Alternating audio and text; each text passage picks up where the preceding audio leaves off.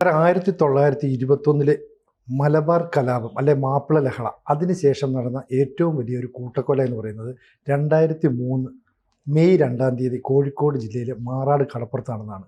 അതിൻ്റെ ആ സങ്കടങ്ങൾ ഇപ്പോഴും അവസാനിക്കുന്നില്ല. പക്ഷേ അത് ഓർക്കാതിരിക്കാൻ വേണ്ടി ചിലർ ബോധപൂർവം ചില ശ്രമങ്ങൾ നടത്തുന്നുണ്ട്. സാർ എങ്ങനെയാണ് ആ കാലത്തെ ഒന്ന് ഓർമ്മിക്കുക? ഒന്ന് ഈ അടുത്ത കാലത്ത് സത്യത്തിനൊരു സ്വഭാവമുള്ളത് അത് മൂടി വച്ചു കഴിഞ്ഞാലും പൊങ്ങി വരും എന്നുള്ളതാണ്. നമ്മുടെ മുസ്ലിം ലീഗ് കേരളത്തിൽ ആവർത്തിച്ച് പറഞ്ഞിരുന്നത് അവർ സെക്കുലർ പാർട്ടിയാണ്, ഞങ്ങൾ മൊത്തം കേരളത്തിലെ ജനങ്ങളുടെ ക്ഷേമത്തിനും ഐശ്വര്യത്തിനും വേണ്ടി പ്രവർത്തിച്ചുകൊണ്ടിരിക്കുന്നുവെന്നാണ്. പക്ഷേ ഈ വഖഫ് നിയമം വന്ന സമയത്ത് അവർ സുപ്രീം കോടതി കൊടുത്ത സത്യവാങ്മൂലത്തിൽ പറയുന്നത് ഞങ്ങൾ മുസ്ലിം ജനവിഭാഗത്തിൻ്റെ താല്പര്യങ്ങൾക്ക് വേണ്ടി പ്രവർത്തിക്കുന്ന പാർട്ടിയാണ് എന്നാണ്. A political entity dedicated to safeguard the interest of the Muslims. തർക്കമില്ലാർക്കും അതിനകത്ത് മുസ്ലിങ്ങളുടെ താല്പര്യം സംരക്ഷിക്കാൻ വേണ്ടി പ്രവർത്തിച്ചുകൊണ്ടിരിക്കുന്ന ഒരു രാഷ്ട്രീയ പ്രസ്ഥാനമാണ് മുസ്ലിം ലീഗ് എന്നുള്ള കാര്യം മുൻപ് ആര് പറഞ്ഞാലും ഇവർ നിഷേധിക്കുകയും ഇവരെ നിഷേധിക്കാൻ വേണ്ടി നമ്മുടെ നാട്ടിലെ മാധ്യമങ്ങളെല്ലാം കൂട്ടുനിൽക്കുകയും ചെയ്യും. ഇത് വന്നിട്ടും മാധ്യമങ്ങൾ അനങ്ങിയിട്ടില്ല. അപ്പോൾ ഈ മുസ്ലിം ജനങ്ങളുടെ മുസ്ലിം മതവിഭാഗത്തിൽപ്പെട്ടവരുടെ താല്പര്യങ്ങൾ സംരക്ഷിക്കുന്നതിന് വേണ്ടി പ്രവർത്തിച്ചു കൊണ്ടിരിക്കുന്ന പാർട്ടി, അവരുടെ പങ്കായിരുന്നു മാറാടിൽ നമ്മൾ യഥാർത്ഥത്തിൽ അന്വേഷിക്കേണ്ടത്. പക്ഷെ അത് വേണ്ടത്ര അന്വേഷിക്കപ്പെട്ടില്ല എന്നുള്ളതാണ് വസ്തുത. കാരണം അതിൽ അഹമ്മദ് മുതൽ ഇങ്ങോട്ടുണ്ടായിരുന്ന നേതാക്കൾക്കെല്ലാം അതിൽ പങ്കുണ്ടായിരുന്നു. ആ പള്ളിയിൽ ആയുധങ്ങൾ സൂക്ഷിക്കപ്പെട്ടിരുന്നു. മാറാട് മുസ്ലിം പള്ളിയിൽ. ഒരു പള്ളിയിൽ ആയുധം സൂക്ഷിക്കുന്നത് എന്തിനാണ്? പക്ഷെ അങ്ങനെ ആയുധം സൂക്ഷിച്ചിരുന്ന ഒരു പള്ളി പോലീസ് സീൽ ചെയ്തിട്ട് ആ സീല് പൊളിച്ച് പള്ളിയിൽ കയറി പ്രാർത്ഥന നടത്തിയ മഹാൻ്റെ പേരാണ് അഹമ്മദ്. കേന്ദ്രമന്ത്രിയായിരുന്നു. അങ്ങനെ അതിൽ നിന്ന് ആയുധങ്ങൾ മുഴുവൻ മാറ്റുകയാണ് ചെയ്തത്. മുസ്ലിം ലീഗിൻ്റെ നേതാക്കൾക്ക് പ്രത്യക്ഷമായും പരോക്ഷമായും അതിൽ പങ്കുണ്ടായി. അതുകൊണ്ട് തന്നെ AK ആൻ്റണി അതിൽ ഒരു പരിധി വിട്ട ഒരു താല്പര്യവും എടുത്തില്ല എന്ന് മാത്രമല്ല, ആ പ്രശ്നം എങ്ങും എത്താതെ അവസാനിപ്പിക്കുന്നതിന് വേണ്ടിയുള്ള ശ്രമങ്ങളാണ് അദ്ദേഹം നടത്തിക്കൊണ്ടിരുന്നത്. അതിലൊരു കുഴപ്പം എന്താണെന്ന് വെച്ച് കഴിഞ്ഞാൽ, ഇത്ര ഹീനമായ രീതിയിൽ മനുഷ്യനെ കുരുതി കൊടുക്കുകയും അതിന് കൂട്ടു നിൽക്കുകയും ചെയ്തവരെ ശിക്ഷയിൽ നിന്ന് ഒഴിവാക്കി കൊടുക്കുക എന്ന അധാർമികമായൊരു കൃത്യം മാത്രമല്ല, നിയമവിരുദ്ധമായൊരു കൃത്യത്തിനു കൂടി അന്നത്തെ ഗവൺമെൻറ് പങ്കാളിയായി നിന്നു എന്നുള്ളതാണ് വസ്തുത. സർ, ഹിന്ദുവിൻ്റെ വംശഹത്യ ലക്ഷ്യമിട്ടുകൊണ്ട് ആ കടലോര മേഖലയിൽ നടത്തിയ അത് കടലോര മേഖലകളുമായി ബന്ധപ്പെട്ടുള്ള കാര്യങ്ങളിൽ കടലോരം ഒരു ഇസ്ലാമിക് സെൻ്ററായി എടുക്കുന്നതിന് വേണ്ടിയുള്ള ബോധപൂർവമായ ശ്രമങ്ങൾ ഇസ്ലാം മതസ്ഥരുടെ ഭാഗത്ത് നിന്നുണ്ടായി. കടലോരം മാത്രമല്ല, നിങ്ങൾ ഹൈവേ എടുത്തു നോക്ക്. 1 കിലോമീറ്ററിനുള്ളിൽ ഒരു പള്ളി എന്ന നിലക്കുള്ളൊരു സംവിധാനം ഹൈവേകളിൽ അവർ ചെയ്തുകൊണ്ടിരിക്കുകയാണിപ്പോഴും. കേരളത്തിലെ കടലോരം മുഴുവനുമായി തന്നെ ഒരു ഇസ്ലാമിൻ്റെ കീഴിൽ അമരണം എന്ന ലക്ഷ്യത്തോടു കൂടി വിശേഷം മലബാറിൽ വന്നപ്പോൾ അതിനെ ചെറുത്ത് നിന്നിരുന്ന ഒരു പ്രദേശമാണ് മാറാട് അരയ സമാജം. അപ്പോൾ അവരെ ഉന്മൂലനാശം ചെയ്യുക എന്നുള്ളത് അന്നത്തെ ഇസ്ലാമിക് ടെറർ ഗ്രൂപ്പുകളുടെ ഒരു അജണ്ടയായിരുന്നു. അല്ലാതെ അത് യാദൃച്ഛികമായി സംഭവിച്ചതല്ല. യാദൃച്ഛികമായിട്ടല്ല സംഭവിച്ചേക്കുന്നത്. അവരൊരു അജണ്ടയായിരുന്നു. പക്ഷേ ആ കേസുമായി ബന്ധപ്പെട്ട ഒരുപാട് പേരുടെ പേരുകൾ പിന്നീട് സംശയദൃഷ്ടിയിൽ വന്നു. അതിനെ വക്കീലായിട്ട് പ്രവർത്തിച്ചവരുടെ പേരുകൾ, അതുമായി ബന്ധപ്പെട്ട് ഈ പ്രശ്നങ്ങൾ പരിഹരിക്കാൻ വേണ്ടി ഓടി നടന്ന് എന്ന് അവകാശപ്പെട്ടിരുന്നവരുടെ പേരുകൾ, ഇവരുടെ എല്ലാം പേരുകളുമായി ബന്ധപ്പെട്ട് കൈക്കൂലി അടക്കമുള്ള ആരോപണങ്ങൾ പിന്നീട് ഉന്നയിക്കപ്പെടുകയും ചെയ്തിട്ടുണ്ട് എന്നത് ഒരു വസ്തുതയാണ്. അപ്പോൾ എന്താണ് അതിൻ്റെ അകത്ത് സംഭവിച്ചിരിക്കുന്ന ഗൂഢമായ വൃത്തി എന്നുള്ളതാണ്. പക്ഷെ ഒരു കാര്യം ഞാൻ ഉറപ്പ് പറയുന്നു, ഇന്നല്ലെങ്കിൽ നാളെ ഈ ഗൂഢാലോചന പുറത്തു വരും എന്ന കാര്യത്തിൽ എനിക്കൊരു സംശയവുമില്ല. സാർ, അതിനകത്തൊരു പ്രശ്നമുണ്ട്. കാരണം കേരളം അന്ന് ഭരിച്ചുകൊണ്ടിരുന്ന AK ആൻ്റണിയുടെ നേതൃത്വത്തിലുള്ള UDF സർക്കാർ, അവരുടെ ഘടകകക്ഷിയ മുസ്ലിം ലീഗ് ഒരു നിലപാടെടുത്തുകൊണ്ട് മാത്രമാണ് ആ പള്ളിയിൽ നിന്ന് ആയുധങ്ങൾ പോലീസിന് പുറത്തേക്ക് പരസ്യമായി എടുത്തുകൊണ്ട് വരാൻ പറ്റാഞ്ഞത്.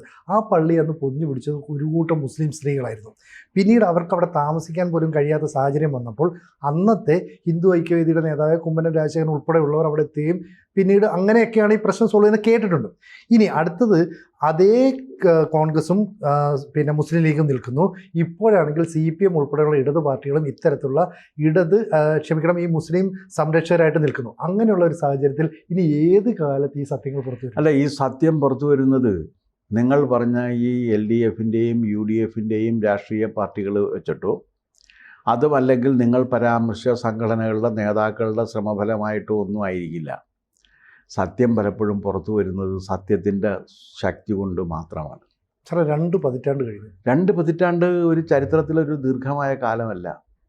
നമ്മൾ പലതും അറിയുന്നത് 10-50 കൊല്ലം കഴിഞ്ഞതിന് ശേഷമാണ്. ഇപ്പം നിങ്ങൾ വിദ്യാർത്ഥിയായിരിക്കുന്ന സമയത്ത് നിങ്ങൾ പണ്ഡിറ്റ് ജവഹർലാൽ നെഹ്റുവിനെയും മഹാത്മാഗാന്ധിയെയും കുറിച്ച് പഠിച്ചിട്ടുണ്ട്. തീർച്ചയായിട്ടും. നിങ്ങൾ പഠിച്ചിരിക്കുന്നത് എന്താണ്? പണ്ഡിറ്റ് ജവഹർലാൽ നെഹ്റു മഹാത്മാഗാന്ധിയുടെ ശിഷ്യനാണെന്നല്ലേ? അതെ. ഏറ്റവും വിശ്വസ്തനായ അനുയായിയാണെന്നല്ലേ? അതെ. ഞാനും അത് പഠിച്ചേക്കണം. എന്ന് വെച്ചാൽ സ്വാതന്ത്ര്യം കിട്ടിയതിന് ശേഷം രൂപീകരിക്കപ്പെട്ട ടെക്സ്റ്റ് ബുക്കുകളിലെല്ലാം ഇതായിരുന്നു നമ്മൾ പഠിച്ചുകൊണ്ട് വന്നത്. പക്ഷേ അങ്ങനെ ഇരിക്കുമ്പോഴാണ് നെഹ്റുവിൻ്റെ അനുയായിയും ആരാധകനുമായ സാക്ഷാൽ രാമചന്ദ്ര ഗുഹ, അദ്ദേഹം 3 പുസ്തകങ്ങൾ എഴുതി ഇന്ത്യ ചരിത്രത്തെക്കുറിച്ച്. India before Gandhi, India after Gandhi, Gandhi the years that changed the world. അതിൽ Gandhi the years that changed the world എന്ന പുസ്തകത്തിലാണ് 1927 ഡിസംബറിൽ മഹാത്മാഗാന്ധിയുമായിട്ടും അദ്ദേഹത്തിൻ്റെ ആശയലോകവുമായിട്ടും തെറ്റിപ്പിരിഞ്ഞുകൊണ്ട് നെഹ്റു കത്തെഴുതിയിട്ടുണ്ട് രേഖയുള്ളത്. എന്ന് മാത്രമല്ല, നെഹ്റു പറഞ്ഞ് എനിക്ക് നിങ്ങൾ പറയുന്ന അഹിംസയിൽ വിശ്വാസമില്ല സത്യത്തിലും എന്ന് നെഹ്റു പറഞ്ഞത് അതിനകത്താണ് വരുന്നത്. അപ്പോൾ എത്ര കൊല്ലം എടുത്ത്? അപ്പോൾ ഇത്തരം സംഭവങ്ങൾ ഇത് ആരുടെയെങ്കിലും ഏതെങ്കിലും ഒരു സംഘടന ചെയ്തതല്ല. ഇത് ഒരു രാഷ്ട്രീയ പ്രസ്ഥാനവും ചെയ്തതല്ല. രാമചന്ദ്ര ഗുഹ എന്ന് പറയുന്ന നെഹ്റുവിൻ്റെ ആരാധകനായ ചരിത്രകാരൻ ചരിത്ര വസ്തുതകൾ എഴുതി വന്നപ്പോൾ സ്വാഭാവികമായി പുറത്തു വന്ന രേഖയാണ് ഞാൻ ഈ പറയുന്നത്. അപ്പോൾ അതുകൊണ്ട് തന്നെ മാറാട് നടന്നിട്ടുള്ള ഗൂഢാലോചന അത് അന്വേഷിക്കപ്പെടാതെ പോയ ഒന്നാണ്. മാറാടിൽ സംഭവിച്ച ഗൂഢാലോചന അന്വേഷിക്കപ്പെടരുത് എന്ന് ആഗ്രഹിച്ചിരുന്ന ഒരുപാട് പേരുണ്ടായിരുന്നു എന്നുള്ളതാണ് വസ്തുത. അവരുടെ സാന്നിധ്യം LDFലും UDFലും മാത്രമായിട്ട് ഒതുങ്ങുന്നതും ആയിരുന്നില്ല. അവരെല്ലാം ഒരുമിച്ച് ചേർന്നുകൊണ്ടാണ് ഇതിൻ്റെ ഏറ്റവും ക്രൂഷ്യൽ ഭാഗം എന്ന് പറയുന്ന ഗൂഢാലോചനയുടെ ഭാഗം മറച്ചു വെച്ചത്. ചത്തവന് ചത്തപ്പോൾ പോയി. ഞാൻ അവരുടെ ഈ അടുത്ത് അവരൊരു കെട്ടിടമൊക്കെ ഉണ്ടാക്കി അതിനകത്ത് ഇവരുടെ ഫോട്ടോയൊക്കെ വെച്ചിട്ടുള്ളൊരു ഇനാഗുറൽ ഫംഗ്ഷൻ ഉണ്ടായിരുന്നു.